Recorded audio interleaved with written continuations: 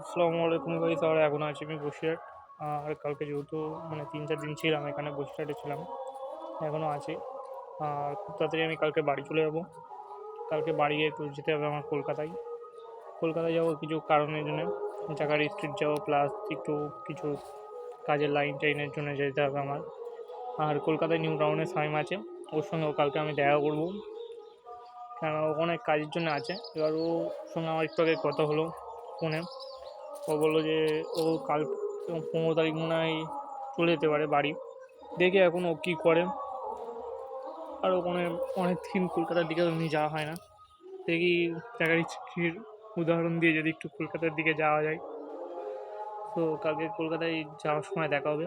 আর যেহেতু এখন আমি নানা বাড়ি আছি, এদিকে কালকে রাত্রেবেলা এমনিও ঘুমাইনি ছিলাম ভালো করে। আর এই কদিন তো এমনিও ওরমভাবে চলছে, কেটে কুটে যাচ্ছে আর কি। তো দেখি এখন কী করা যায়। চলো এখন চলে যাবো নামাজ পড়তে। তারপরে এখন চলে এসেছি একটু আমিনিয়া মাদ্রাসার দিকে, এদিকে আর প্রচণ্ড এখানে ভিড় দেখতে পাচ্ছ। আর যেহেতু এসেছিলাম একটু একটা কাজের জন্যে, একটা জিনিস দিতে এসেছিলাম আমিনিয়া মাদ্রাসার এখানে। আর এখান থেকে একটুখানি ঘুরছি, দেখছি ওই কত দূর ভিড়টা আছে। আর এদিকে মেয়েটা দাঁড়িয়ে পড়েছে কি এই জিনিসটা নেবে বলে, কিন্তু নেয়নি। আর বাড়ি যাওয়ার সময় প্রচণ্ড ভিড় ছিল। আজকে টাটা, বাই বাই, নেক্সট ব্লগে দেখা হবে।